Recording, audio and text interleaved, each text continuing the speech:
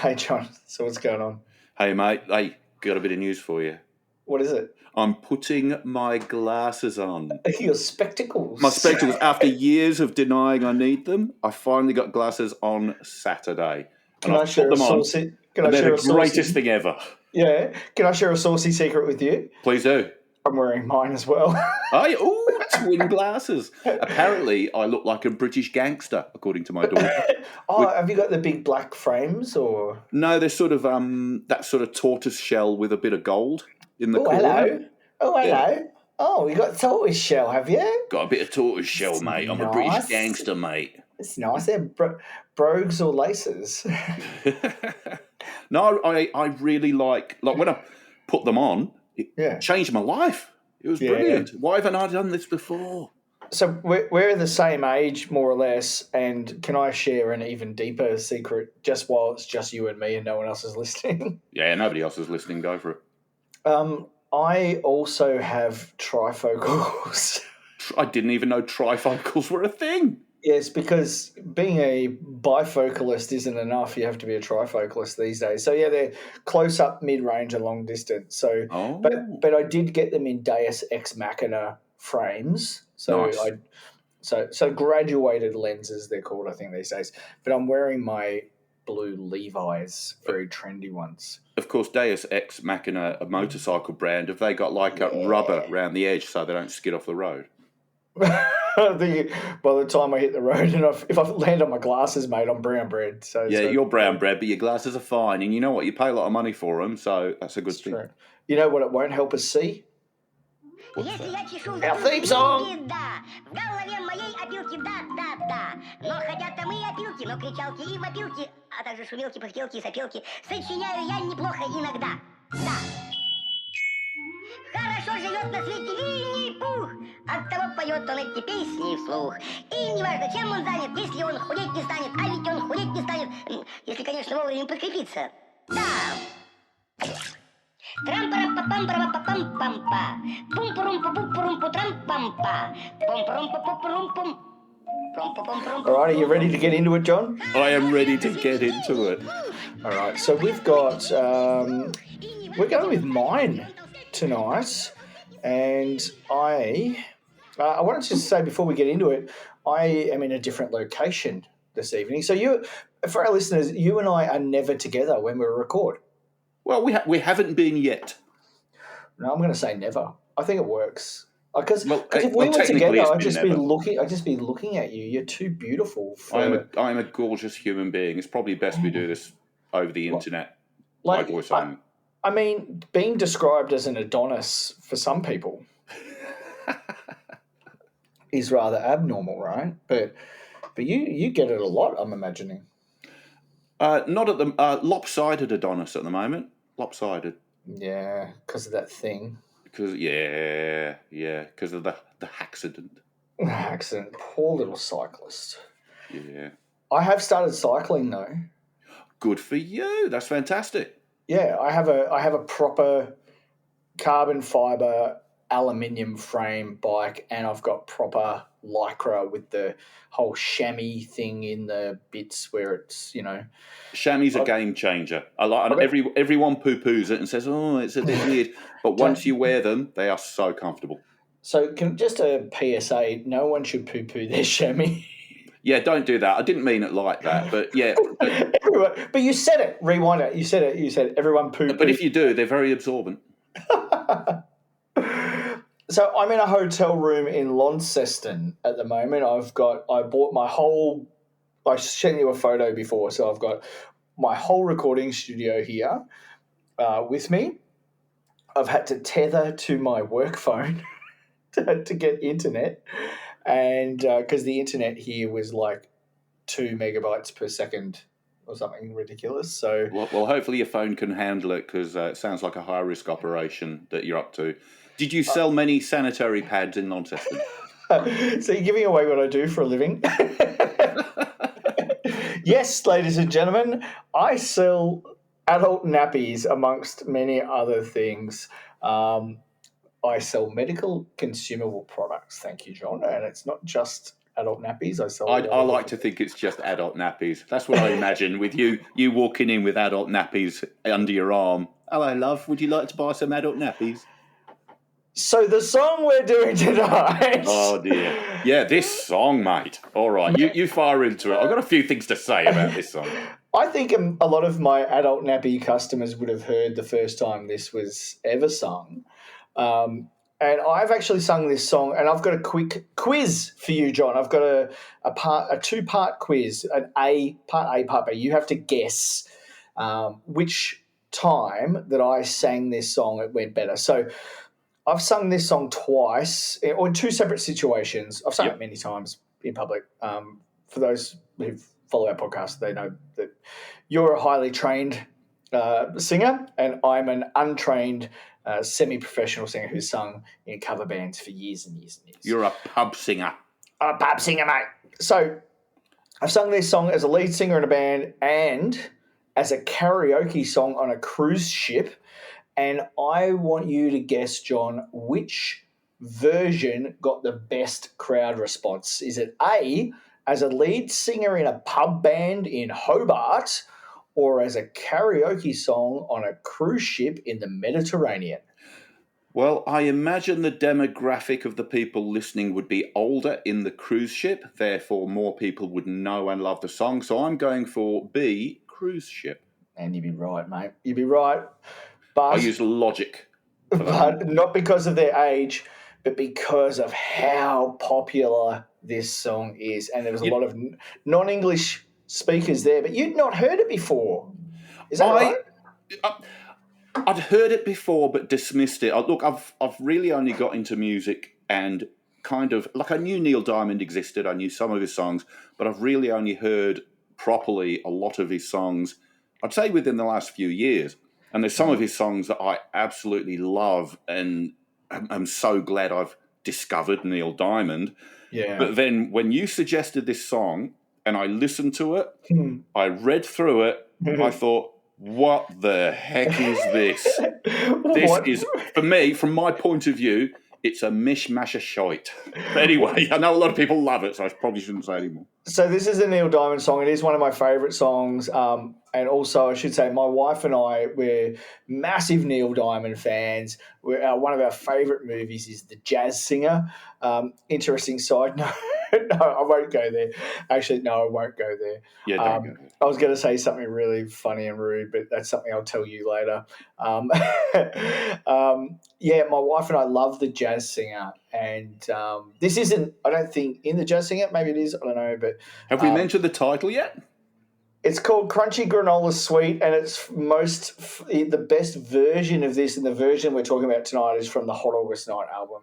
And it is if you haven't heard it, don't download the 2012 version, which is the one I sent you, John, but the one from the original Hot August Night album is by far and away the most phenomenally energetic live performance of any 70s and 80s artist, I think, in my opinion, that I've ever heard. But to your point, the lyrics are a bit, we sing along, but they're a little bonkers. And can I tell you something? When I've Googled and I searched Crunchy Granola Sweet, and it's ruined my algorithm, and now I'm getting ads for muesli and Pringles. Well, don't get too far ahead of me. Let's talk about it. I'm going to go through the lyrics. Are you ready? Okay. Look, I've got a couple of interjections almost right at the top. Okay. Well, me too. Okay. So, John, I got a song been on my mind. Hold on. There's actually technically a lyric before that. Yeah, there is. Because for an entire line, he goes, and it builds. And when I heard that, I was looking around for a wasp.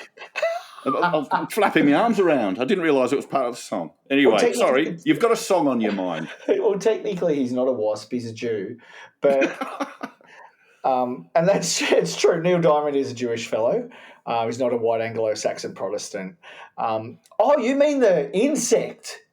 No, I was flapping my hands around tight trying to hit a white Anglo-Saxon Protestant, because that's what they do. They go, yeah. I thought it was a little flying insect that was going to sting me.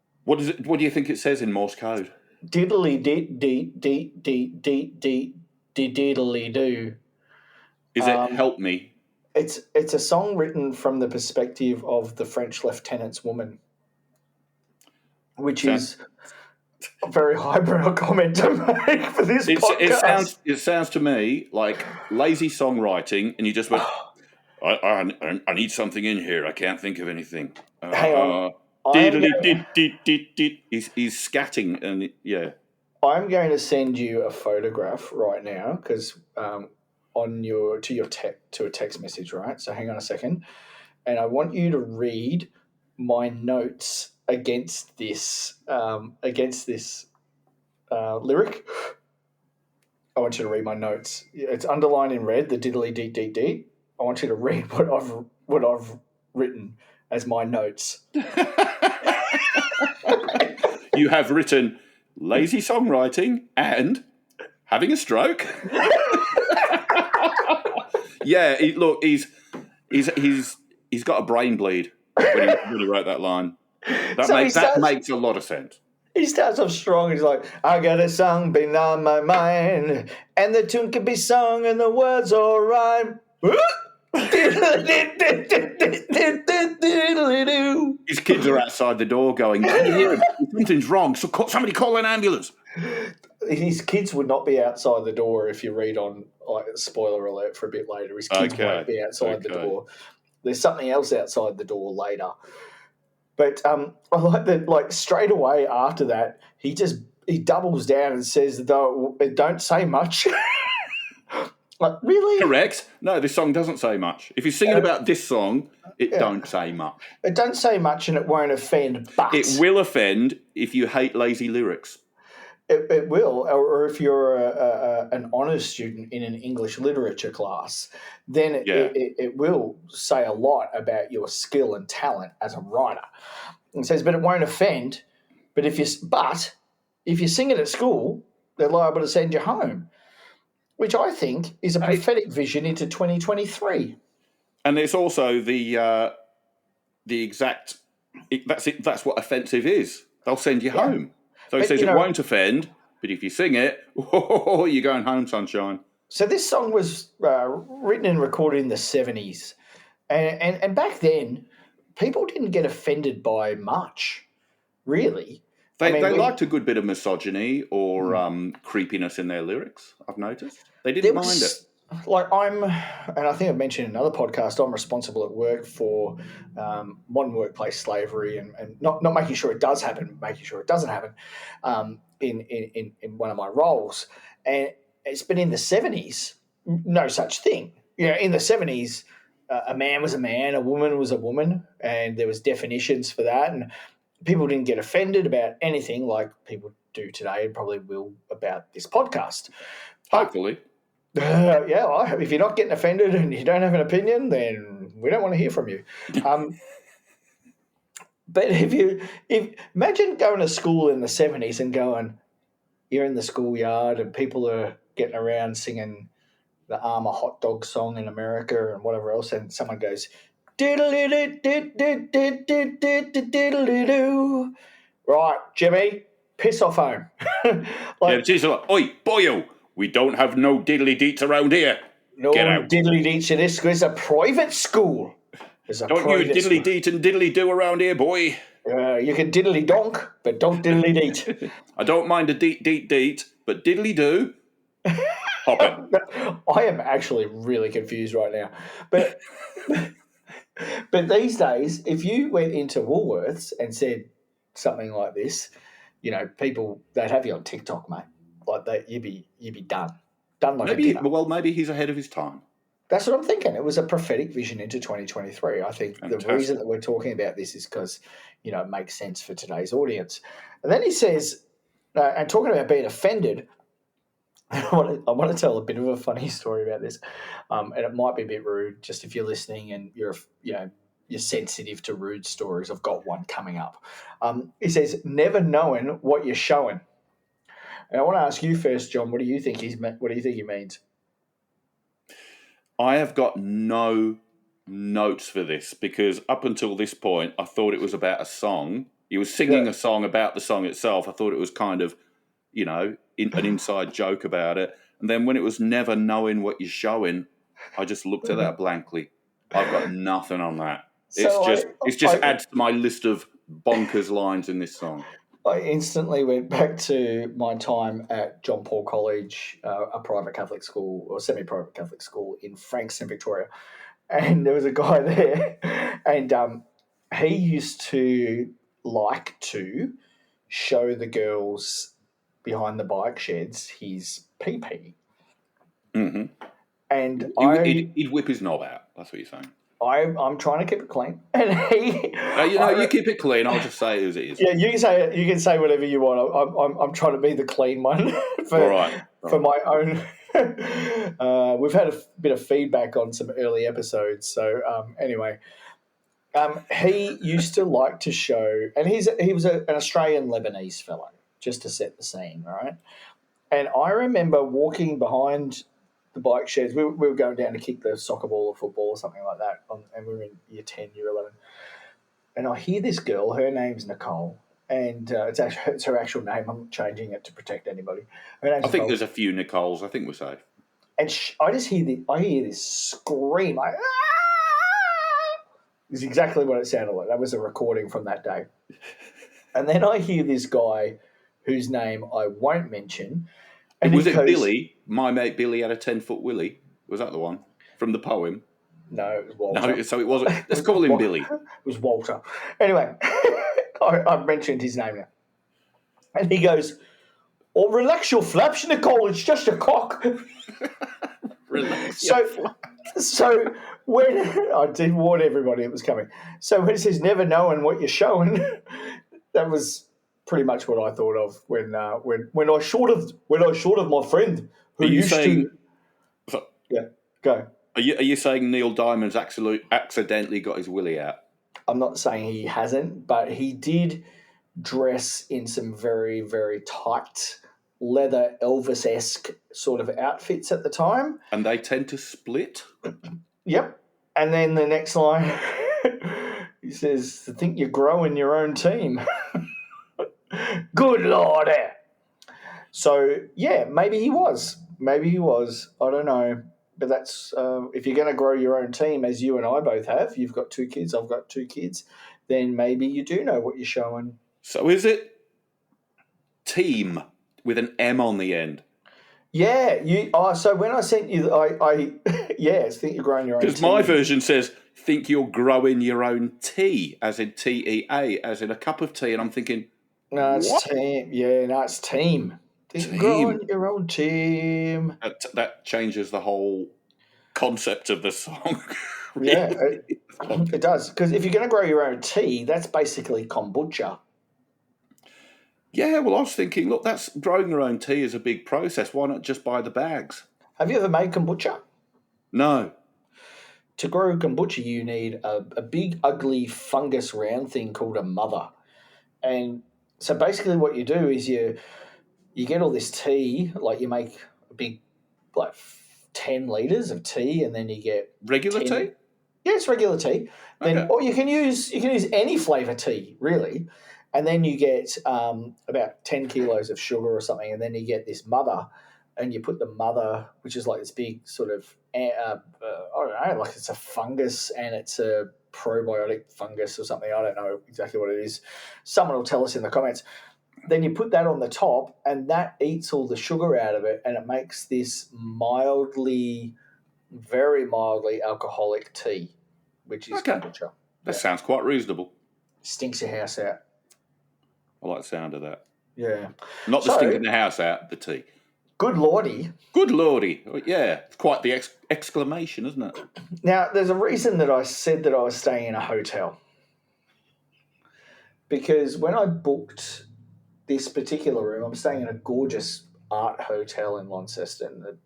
Caroline, who's on the front desk, she's lovely and amazing. Shout out to the art hotel in Launceston. Not a sponsor, but they're amazing.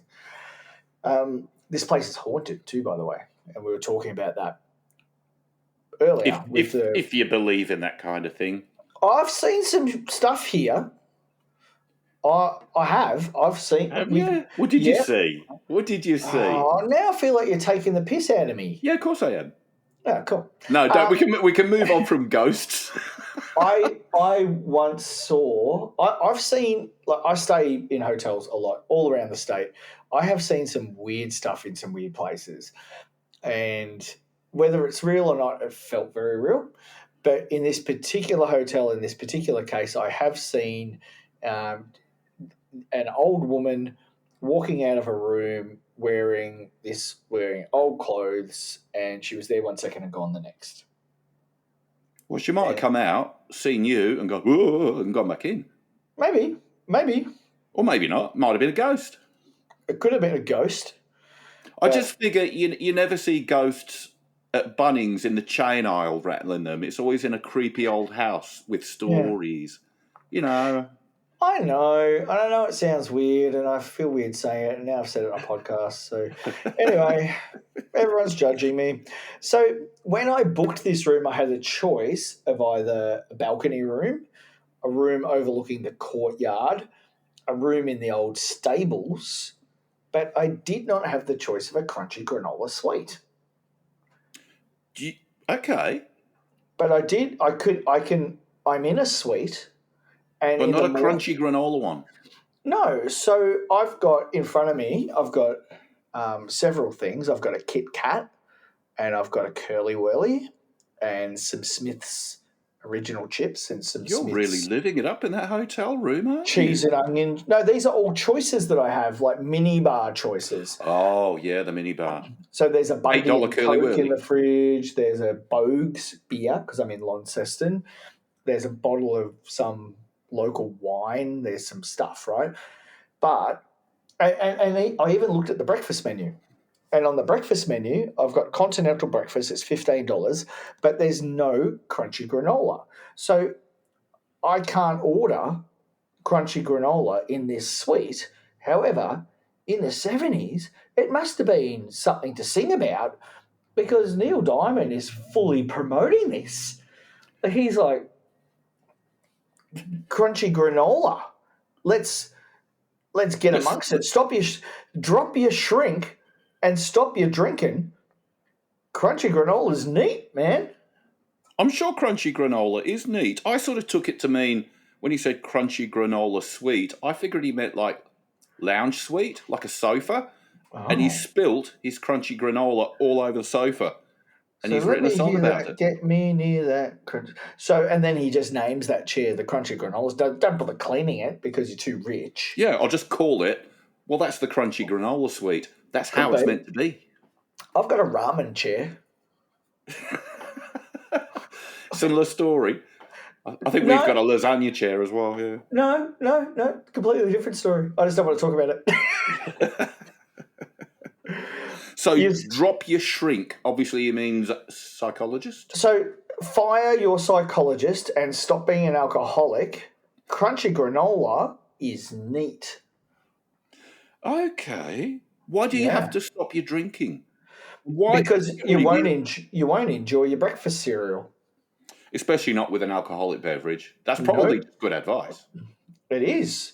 It is. So like, because I used to think when I'd say I was like, drop your shrinking, stop your drinking, crunchy granola, and I used to think that a crunchy granola was a cocktail, and like you drink it not, and you don't have it on ice. You So just you have it have to, neat.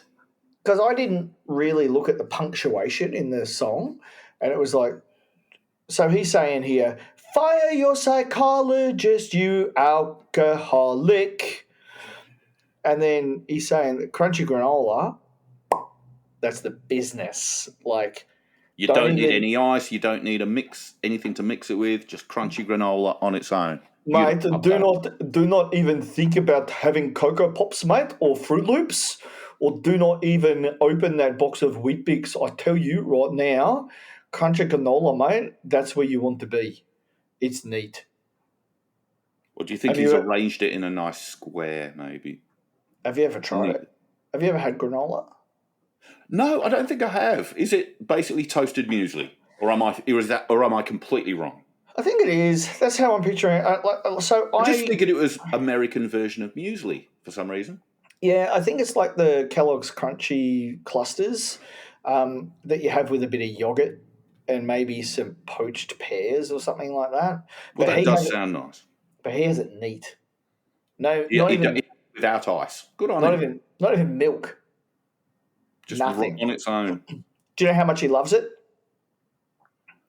Da da da da da da da dee dee dum.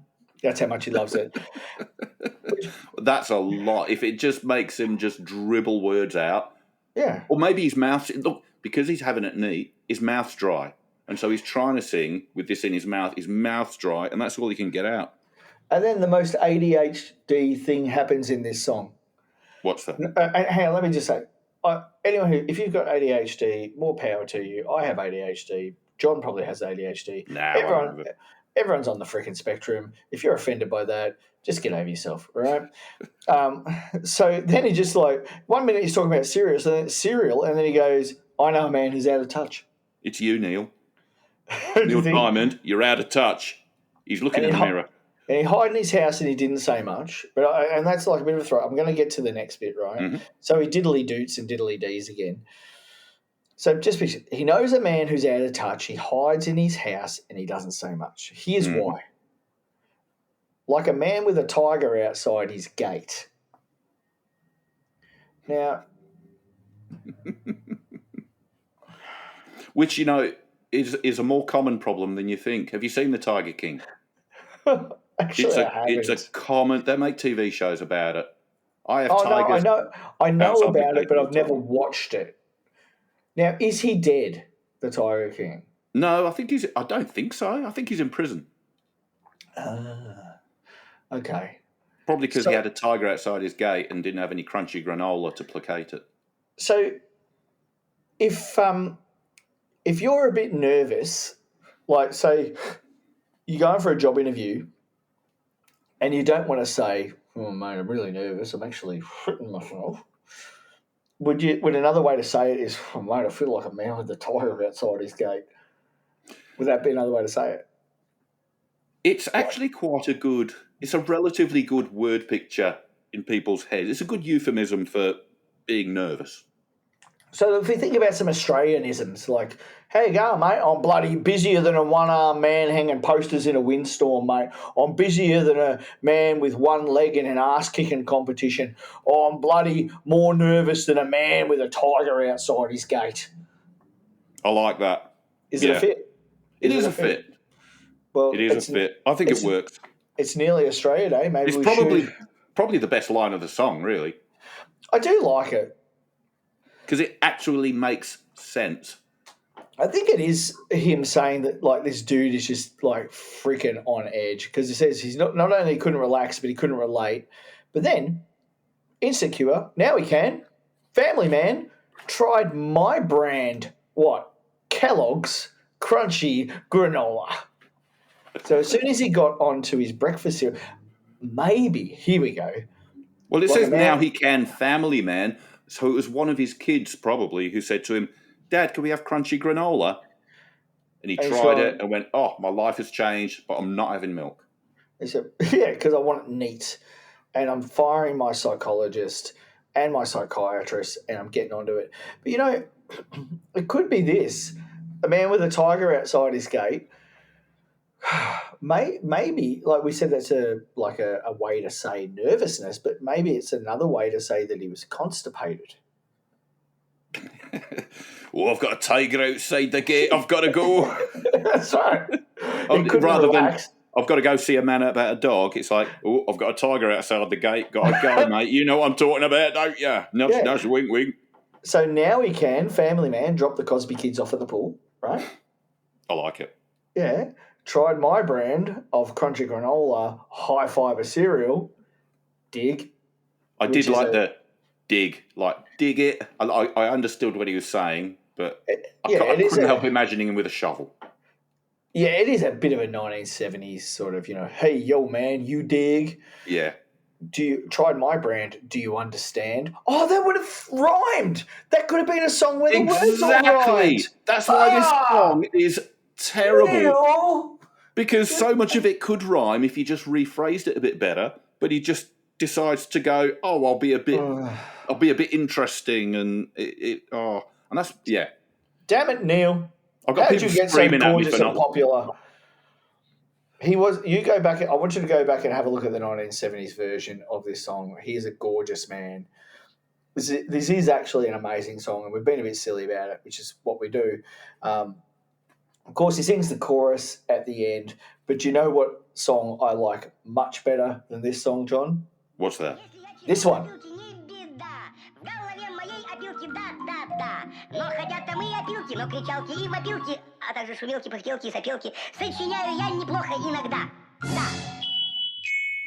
Хорошо живет на свете Винни-Пух, оттого поет он эти песни вслух.